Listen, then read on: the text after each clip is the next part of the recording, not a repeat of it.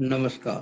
YouTube channel maths era and civil engineering by RP Vyas एवं teachment app की ओर से मैं आरपी व्यास यानी राजेंद्र भैया ji diploma third year civil fifth semester के उन सभी स्टूडेंट्स का हार्दिक स्वागत एवं अभिनंदन करता हूं जिनको सब्जेक्ट कोड CE 5001 के अंदर सिंगली रीइंफोर्स्ड बीम ये आपके कोर्स में यूनिट 3 में आता है, जिसमें सिंगली और डबली रीइंफोर्स्ड बीम है। मैंने सुविधा की दृष्टि से इस यूनिट को 3A नाम दे दिया है। 3A का मतलब सिंगली रीइंफोर्स्ड बीम। तो हम इसके बारे में आज कुछ हम इसको कह सकते हैं कि प्रारंभिक तौर पर समझेंगे चीजें क्या होती हैं। अगर हमें आरसीसी का मीनिंग नहीं पता तो हम कैसे आगे बढ़ेंगे। तो सबसे पहले तो मैं चाहूंगा कि हम ये समझें कि आरसीसी का मीनिंग क्या होता है। देखिए, RCC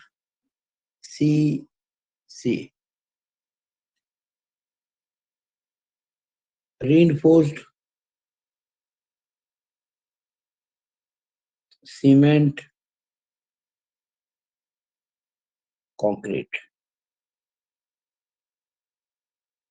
प्रबलित सीमेंट कंक्रीट हिंदी में कहते हैं। अब इसमें आप देख रहे होंगे कि सीमेंट कंक्रीट जो है इसको रीइंफोर्स्ड किया गया, यानी कि प्रबलित किया, यानी कि इसको बलशाली बनाया गया है। इसका मतलब समझेंगे हम। देखिएगा, जो सीमेंट कंक्रीट होती है ये जब स्ट्रेंथ की बात आती है तो very much strong in compression, यानी कंप्रेशन के अंदर आप कितना भी कंप्रेसिव फोर्स लगा दो, ये जो सीमेंट कंक्रीट है बहुत स्ट्रॉन्ग है। लेकिन जहां टेंसाइल फोर्स आ गया, जहां जहां पर भी तनाव आ गया, वहां पर इट इज वेरी पुअर, बहुत कमजोर है, ये बहुत वीक है। अब ये जो वीकनेस है टेंशन जोन में, जिधर जोन टेंशन का आता है ना, वहां वीकनेस होती है सीमेंट कंक्रीट में। उस टेंशन जोन को उस टेंशन जोन को मतलब मजबूत बनाने के लिए हम लोहे के सरिये डालते हैं। लोहे के सरियों को जब डाला जाता है इसको कहते हैं रीइंफोर्स करना, यानी कि प्रबलित करना। किसमें? टेंशन जोन में।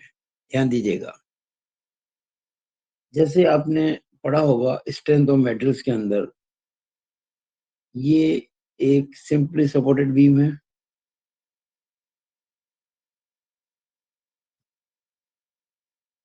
मैं बहुत सिंपल सा फिगर बना रहा हूं।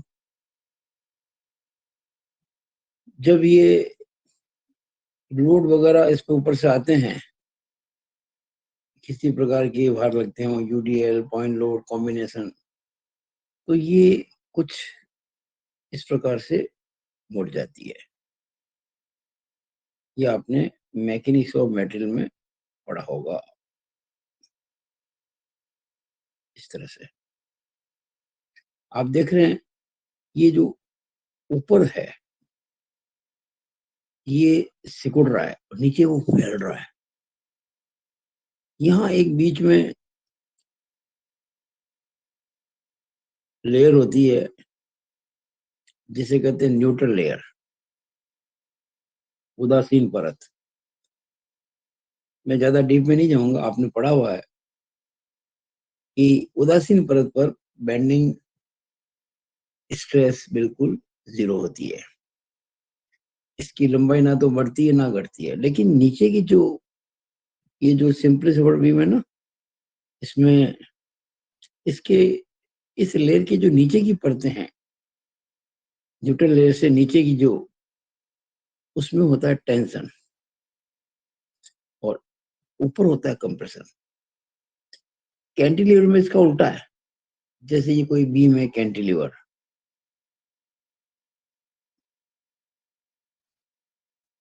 ऊपर से लोड लग रहा है, आप देखेंगे कि ये मुड़ के कुछ इस प्रकार की होती है।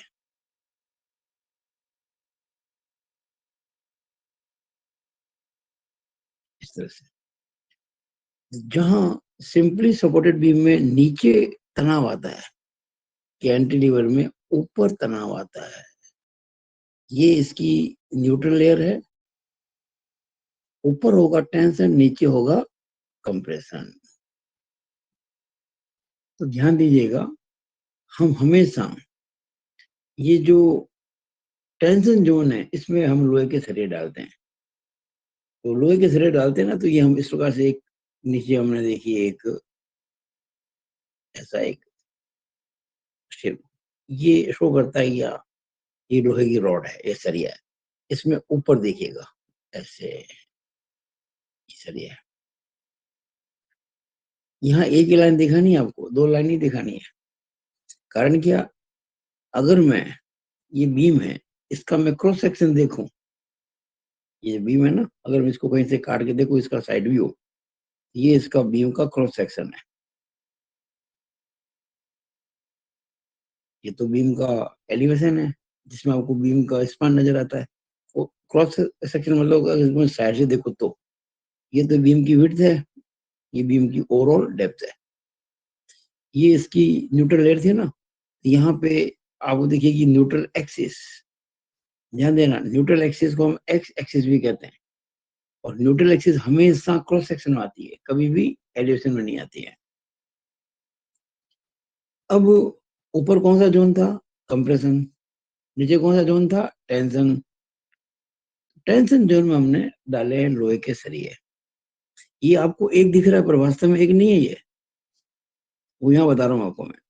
ये देखिएगा, एक, दो, तीन, ज्यादा भी हो सकते हैं, चार पांच भी हो सकते हैं, एक से ज्यादा, कभी कभी दो लेयर में भी हो सकते हैं। पर नॉर्मली अपन जो सवाल करेंगे सारे वो सिंगल लेयर वाले हैं। तो इसमें हमने देखिएगा एक लेयर है रॉड्स की, उसमें हमने तीन रॉड्स, तीन सरिये डाले हैं। आपको यहाँ तीन नजर आ रहा है, इधर ये एक ही दिखेगा, ये ध्यान देना। इसी तरह से अगर इसकी बात करें, इसका क्रॉस सेक्शन भी रेक्टेंगुलर ही है।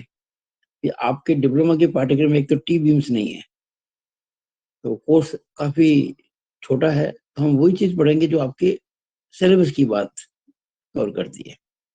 ये न्यूट्रल एक्सिस होती है, इसमें ये है कैंटिलीवर। तो ऊपर टेंशन है और नीचे कंप्रेशन है।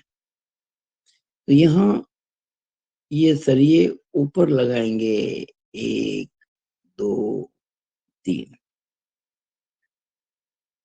हम बाद में डिटेल में पढ़ेंगे कि सरिये जहाँ लगाते हैं ना, वो जो सेंटर पॉइंट है उस तक की जो डेप्थ होती है बीम की, उसे कहते हैं इफेक्टिव डेप्थ। तो हम बहुत सी बातें पढ़ेंगे। अभी हम इस ये जो वीडियो बन रहा है इसके अंदर सारी बातें बताना संभव नहीं है, लेकिन हम बाद में पढ़ेंगे कि what is the meaning of effective depth.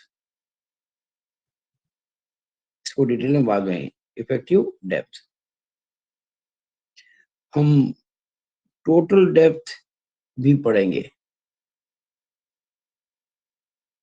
इसको हम कई बार ओवरऑल डेप्थ भी कहते हैं, overall depth. Normally effective depth हम स्मॉल डी से रिप्रेजेंट करते हैं, ओवरऑल डेप्थ को कैपिटल डी से रिप्रेजेंट करते हैं। फिर हम कवर भी समझेंगे क्या होता है, what is cover. Normally clear cover को ही कवर कहते हैं, क्लियर कवर को ही कवर कहा जाता है। और एक होता है इफेक्टिव कवर, इफेक्टिव कवर यानी कि प्रभावी ढक्कन। ये सब टर्म्स हम बाद में इसी यूनिट के अंदर पढ़ेंगे, आने वाले वीडियोस के अंदर। अभी ये परिचयात्मक वीडियो है, इसमें केवल छोटी छोटी बातें हम देख रहे हैं कि क्या होता है, कैसे होता है। मैंने आपको आरसीसी का मतलब बताने की कोशिश की कि आरसीसी का मतलब क्या होता है, ठीक है ना। अगर कभी क्वेश्चन आता है कि आरसीसी को समझाइए, आपको ये जो कुछ मैंने इतना बोला है समझाया, अगर इसको लिख देंगे तो आपका काम पूरा हो जाएगा। आगे चलते हैं। अब जो है, जब आप आरसीसी की बीम्स के बारे में पढ़ेंगे। देखिए क्या होता है कि आपका जो सिलेबस है उसके हिसाब से मैंने सारे यूनिट इसमें बनाए हैं। तो जो यूनिट 3A है जो अभी चल रहा है, ये है सिंगली रीइंफोर्स्ड बीम्स। जो 3B होगा वो होगा डबली रीइंफोर्स्ड बीम्स। डबली रीइंफोर्स्ड। अब इसका मीनिंग क्या होता है डबली रीइंफोर्स्ड बीम का? भाई सिंगली रीइंफोर्स्ड बीम में तो केवल टेंशन जोन में ही स्टील लगाते हैं, और डबली रीइंफोर्स्ड बीम में टेंशन जोन के साथ साथ कंप्रेशन जोन में भी कुछ विशेष कारणों से स्टील लगाते हैं। वो विशेष कारण क्या है हम इसको डीप में पढ़ेंगे 3B के अंदर। लेकिन हाँ, अगर ये कोई क्रॉस सेक्शन है बीम का और बीम है डबली रीइंफोर्स्ड, तो जहां लोहे के सरिये आप नीचे लगा रहे हैं वहीं कुछ ऊपर भी लगाएंगे। ये डबली रीइंफोर्स्ड बीम में होता है। कारण होता है, हम इस पर डिस्कस करेंगे यूनिट 3B के अंदर। अब ये सरिये लगाएंगे तो कैसे रोकेंगे? कुछ एंकर बार्स भी होती हैं जिनको ठहराने के लिए। ये तो है नहीं हवा में लगा देंगे। वो सब डिस्कस हम बाद में करेंगे। अभी आपको केवल मैं मोटी मोटी बात बता रहा हूँ। इसके अलावा जो आपका आरसीसी में यूनिट 4 होगा वो shear bond and development length पर होगा। Shear bond and development length. ये केवल परिचयात्मक वीडियो है आरसीसी के बारे में, जो आपका सिलेबस उसके हिसाब से। हम सिंगली रीइंफोर्स्ड बीम को डिटेल में पढ़ेंगे इसी यूनिट के अंदर और आगे के वीडियोस में। शियर बॉन्ड और डेवलपमेंट लेंथ क्या होती है जरा समझ लेते हैं इसको। क्या होता है कि जब बीम पे लोड आते हैं ना, तो उस पर शियर फोर्स भी होता है, बेंडिंग मोमेंट भी होता है। जहां अपरूपण बल होता है वहां बंकन गुण भी होता है। तो जहां मैक्सिमम बेंडिंग मोमेंट होता है वहां पर टेंशन जोन के अंदर हमको स्टील का अधिकतम मात्रा लगानी पड़ेगी, क्योंकि जितना बेंडिंग मोमेंट ज्यादा होगा उतना स्टील आपको ज्यादा चाहिए मजबूती के लिए। लेकिन जब बात शेयर की करते हैं, हम देखते हैं कि जहां शेयर फोर्स होता है सबसे ज्यादा, वहां पे आपको शेयर रीइंफोर्समेंट लगाना पड़ेगा। आपको पता है कि शेयरिंग फोर्स का जो प्लेन होता है, यानी कि हम कह सकते हैं कि अपरूपण बल यानी कि शेयर फोर्स को रजिस्ट करने के लिए जो समतल होता है, जो प्लेन होता है, वो हमेशा फोर्स के पैरेलल होता है। और जो डायरेक्ट टेंशन कंप्रेशन होता है ना, उसका जो प्लेन होता है वो फोर्स के परपेंडिकुलर होता है।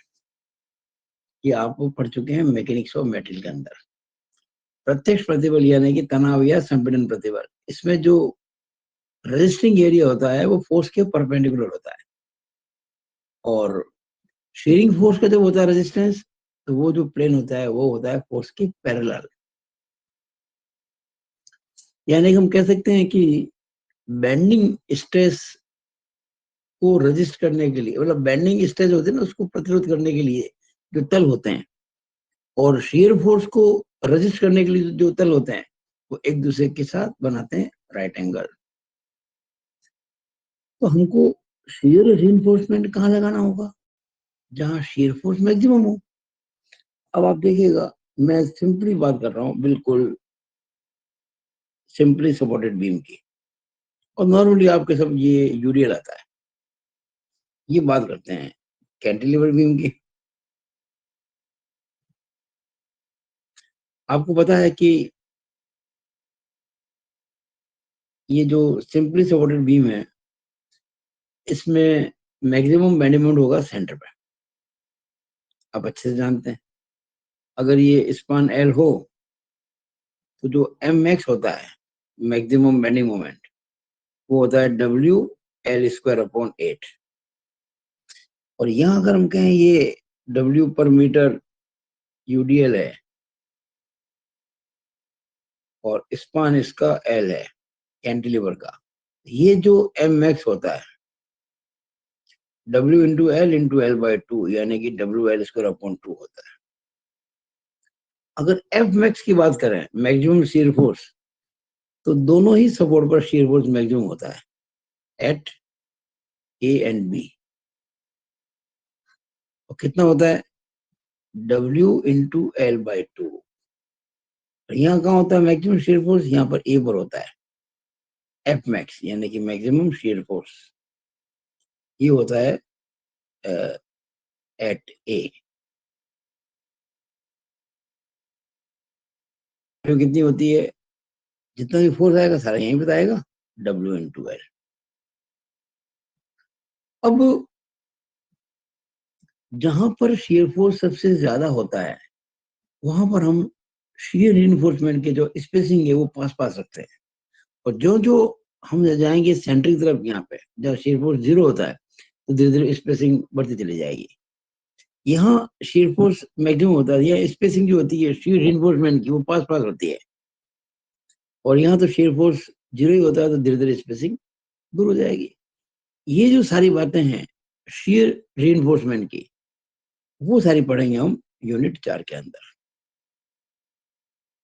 अब बॉन्ड क्या होता है, अरे भाई आपने सरिये कंक्रीट में डाल दिए, ओके, लेकिन अगर इनके बीच में प्रॉपर बॉन्डिंग नहीं होगी तो लोड कैसे ट्रांसफर होगा।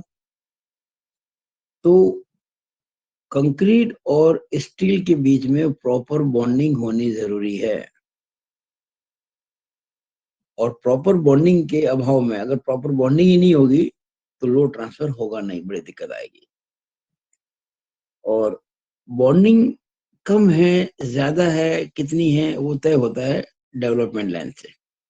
एक छोटा सा एग्जांपल मैं आपको देता हूँ, आपको अच्छे से समझ में आ जाएगा। जैसे एक खूंटी है, खूंटी समझते हैं ना, जहाँ कपड़े टांगते हैं, या कोई आप समझो कील है दीवार में आपको लगानी है, आपने हथौड़े से कील को, जैसे ये दीवार है और ये कोई कील है, ये कील है, आपने यहाँ जोर लगाया, कील अंदर धस गई, लेकिन वो अंदर क्या है कि थोड़ी सी गई, मान लीजिए वो अंदर इतनी ही गई। अब आपने यहाँ कोई हैवी लोड लगा दिया तो ये अंदर तो घुसी नहीं पूरी, तो हालांकि ये मजबूत है लेकिन इस लोड को सहन नहीं कर पाएगी, बाहर निकल जाएगी, क्योंकि प्रॉपर बॉन्डिंग नहीं हुई ना। तो आप अगर इस वाल के अंदर कील को प्रॉपर डेप्थ तक नहीं धसाएंगे अंदर, एक डेवलपमेंट लेंथ के बराबर की लंबाई के अंदर इसको नहीं एंटर करेंगे, तब तक ये लोड लेगी नहीं। कैपेबल तो है लेकिन लोड नहीं लेगी, क्यों, कि प्रॉपर बॉन्डिंग नहीं हुई है, there is no any proper bonding. ये मैंने केवल छोटा सा एग्जांपल दिया है आपको समझाने के लिए, ये कोई न्यूमेरिकल बात नहीं कर रहा हूं मैं, केवल छोटी सी बात बता रहा हूं कि बॉन्डिंग का मतलब क्या होता है। इसी तरह से ये तो एग्जांपल, इस तरह से इसकी जब बात करते हैं आरसीसी की, तो कंक्रीट और स्टील रॉड के बीच में बॉन्डिंग होनी जरूरी है। और ये सारी चर्चा हम करेंगे यूनिट 4 में, shear bond and development length के अंदर करेंगे। छोटा चैप्टर है, बहुत जल्दी पूरा हो जाएगा। और जो यूनिट 5 है, यूनिट 5 वो कॉलम्स है, स्तंभ। बहुत इंटरेस्टिंग चैप्टर है जो मैं 3A के बाद में लूंगा। पहले मैं 3A लूंगा, ये पूरा जो चल रहा है 3A यूनिट चल रही है, उसके बाद में सीधा 5 ही लूंगा मैं, फिर मैं बाद में उसी समय पर 3B और 4 लूंगा। ये आज मैंने आपको बताने की कोशिश की है थोड़ी सी कि भाई कंक्रीट जो होती है, सीमेंट कंक्रीट, वो तनाव में बड़ी कमजोर होती है। उसको स्ट्रॉन्ग बनाने के लिए, उसको प्रबलित करने के लिए हम स्टील को काम में लेते हैं। अच्छा, जब हम बात करते हैं ना कंक्रीट और स्टील की, तो इनकी सारी प्रॉपर्टीज आपको पता होनी चाहिए। हम डिटेल में जाएंगे, बहुत कुछ पढ़ेंगे इस यूनिट के अंदर। हम पढ़ेंगे बाद में कि स्टील की ग्रेड क्या होती है, कंक्रीट की ग्रेड क्या होती है, आपका जो शियर रीइंफोर्समेंट है, या जो सिंपल जो बेंडिंग मोमेंट को जो रेज करता है वो रीइंफोर्समेंट है, जिसे कहते हैं मेन रीइंफोर्सिंग बार। वो मिनिमम मैक्सिमम कितना होना चाहिए, सब बातें हम पढ़ेंगे डीप में इसी यूनिट 3A के अंदर। ये मेरा आज का वीडियो केवल परिचयात्मक था, केवल और केवल आरसीसी को समझने के लिए, आरसीसी होती क्या है। अच्छा, कॉलम के अंदर भी क्या होता है, मैं आपको बात कर रहा था ना, कॉलम की बात कर रहा था। तो कॉलम में भी हम श्रेय लगाते हैं। कॉलम में भी क्या होता है, देखिएगा, ये मान लीजिए, अब देखिएगा, ये कॉलम है, ये मैंने बनाया कॉलम का एलिवेशन। और ऊपर से अगर देखो कॉलम को प्लान में, तो ये हो सकता है रेक्टेंगुलर हो, स्क्वायर हो। तो इसमें हम 4 सरिये तो कम से कम लगाएंगे। सर्कुलर होगा तो 6 मिनिमम लगाएंगे।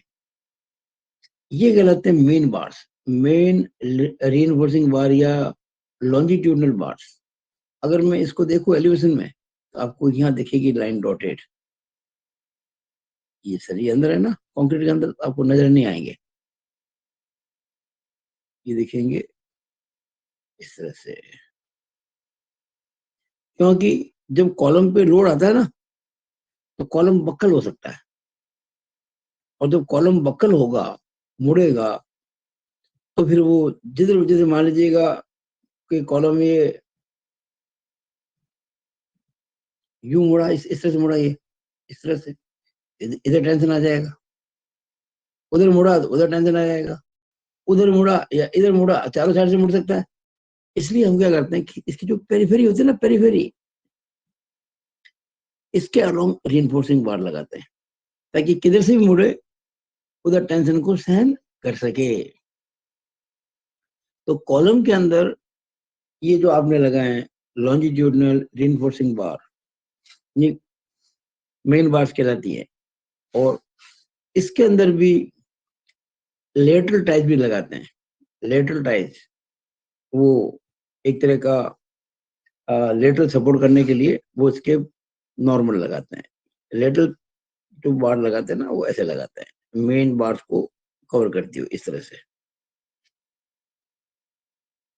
और अगर यहाँ दिखाएं इसको, तो मान लीजिए मैं इसका सेक्शन भी बना था, तो फिर ये आपको मेन जो ये है ना, ये लेटरल टाइज जो होती है, टाइज ये आपको यहाँ नजर आती है, ऐसे नजर आती है, यहाँ पे, यहाँ पे, यहाँ पे, यहाँ पे, ये वाले। और अगर मान लीजिए मैंने कह दिया ये व्यू आपका सेक्शनल है, जैसे मान लीजिए मैं यहाँ से कट करके,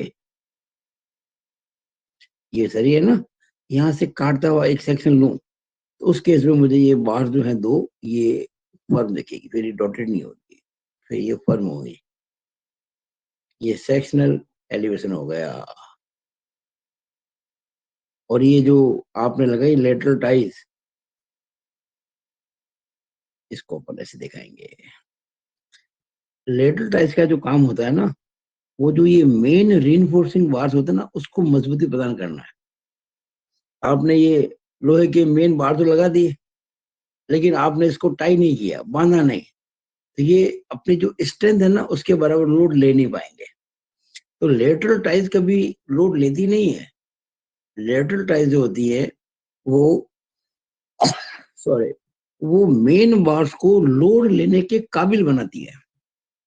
अगर आपने ये लेटरल टाइज नहीं लगाई, तो मेन जो बार है वो प्रॉपर लोड ले नहीं पाएंगी।